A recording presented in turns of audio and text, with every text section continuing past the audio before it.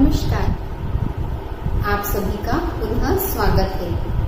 आज हम कक्षा 6ठी की पाठ्य पुस्तक तरंग हिंदी पाठमाला का पाठ 2 पढ़ेंगे। पाठ 2 है हमारा दो भाई नामक कहानी के लेखक हैं सुदर्शन जी। प्रस्तुत कहानी में सुदर्शन जी ने 2 भाइयों के नाजुक रिश्तों को सहजता और सरलता से बताया है।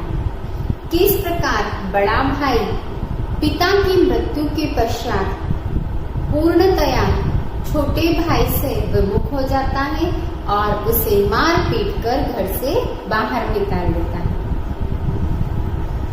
छोटा भाई अपनी मेहनत, लगन और परिश्रम के कारण धनवान बन जाता है और बड़ा भाई अपव्यय के कारण निर्धन। परिस्थिति का मारा बड़ा भाई एक बार फिर छोटे भाई से टकराता है और वह उसके सद्व्यवहार के कारण पुनः धन अर्जित करता है।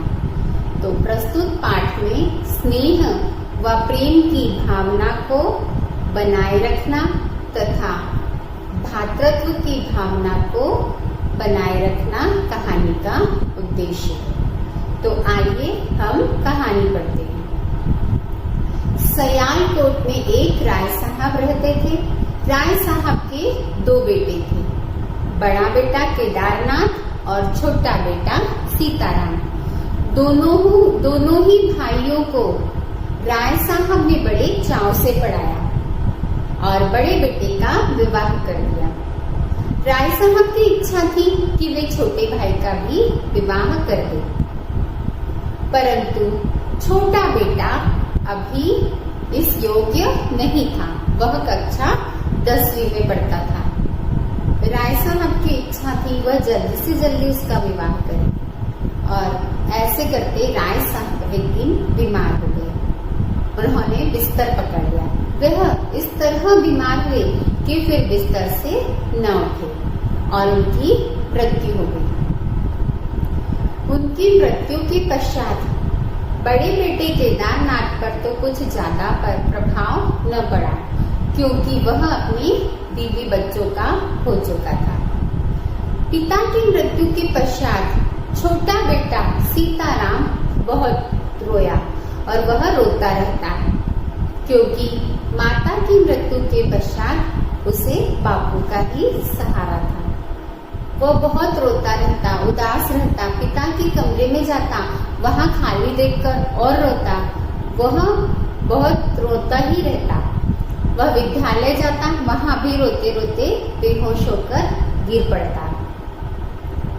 इसकी परवाह केदारनाथ को नहीं थी। वह तो अपने में ही मग्न रहता। उसकी ऐसी स्थिति देखकर बाहर के लोग दुख मनाते, परंतु केदारनाथ को उसकी कोई परवाह नहीं थी। धीरे धीरे करके 6 महीने बीत गए। अब अभी भी उसकी स्थिति वैसी ही थी। वह रोता रहता, लेकिन केदारनाथ उसकी कोई परवाह नहीं करता और केदारनाथ का व्यवहार छोटे भाई के प्रति बुरा होता जा रहा था। ऐसे में सीताराम से पढ़ाई में असावधानी हो गई और वह 10वीं कक्षा में फेल हो गया। अब क्या था, फेल होने पर केदारनाथ को तो और अच्छा बहाना मिल गया। उसने सीताराम को बहुत मारा। उसने पहले पूछा, फेल क्यों हो गए बताओ? केदारनाथ ने कहा। सीताराम ने कहा, कुछ नहीं। उसने कुछ कहा ही नहीं, वह चुप रहा। फिर उसने पूछा, फेल होने का कारण बताओ, तो भी वह कुछ न बोला। उसकी चुप्पी पर केदारनाथ को और गुस्सा आया। उसने उसे कहा कि फेल हो गए हो, क्या फायदा? बोले, खर्च करने की क्या जरूरत थी, खर्च बढ़ाने की क्या जरूरत थी, जब तुम्हें पढ़ना ही नहीं है तो। इस पर सीताराम फिर भी चुप रहा। केदारनाथ को और अधिक क्रोध आया। उसने सीताराम को बहुत मारा, मार मार के उसका चेहरा लाल कर दिया। पहले कभी किसी की हिम्मत ही नहीं थी और आज तक उसे किसी ने कोई उंगली तक नहीं लगाई थी। सीताराम ने घर छोड़ने का निश्चय कर लिया। वह रोते रोते रात के अंधेरे में घर से चला गया। उसे खुद नहीं मालूम था कि वह कहाँ जाएगा। उसके गुम हो जाने के पश्चात केदारनाथ ने कोई परवाह नहीं की, उसको ढूंढने की कोशिश तक नहीं की। वह तो और खुश होने लगा कि रास्ते का कांटा अपने आप ही साफ हो गया। वह सैर सपाटे पे जाने लगा, मोटर गाड़ी से घूमने लगा। इस तरह वह जीवन बिताने लगा। उसे कभी भी सीताराम का ख्याल नहीं आया। ख्याल आता तो सिर्फ इतना, कहीं ऐसा ना हो कि सीताराम एक दिन अचानक आकर खड़ा हो जाए। धीरे धीरे करके 40 वर्ष बीत चुके थे और 40 वर्ष बीतने के बाद केदारनाथ की स्थिति बहुत दयनीय हो गई थी। बीवी बीमार रहने लगी थी, बच्चे निर्बल हो गए थे और वह एक एक पैसे के लिए दूसरों का मुंह देखने लगा था। उसके यहाँ खाने तक के ठिकाने नहीं थे। वह बहुत दुखी रहने लगा और यह गरीबी तो पहले ही बहुत दुख का कारण रहती है और जब अमीरी के बाद गरीबी आए तो दुखदायी हो जाती है। उसने सयालकोट छोड़ने का निश्चय किया। अब वह सयालकोट छोड़कर रावलपिंडी चला गया, वहां रहने लगा। वहां पर भी उसकी स्थिति में कोई सुधार नहीं आया, वैसी ही दयनीय स्थिति रही उसकी। खाने का कोई ठिकाना नहीं, कुछ नहीं, वैसे ही। उसके बच्चे भूखे रहते, बीवी रोती रहती, भूख के कारण बिलखते रहते, ऐसी स्थिति रहती उसकी। एक दिन उसने चोरी के उद्देश्य से एक मकान में गया।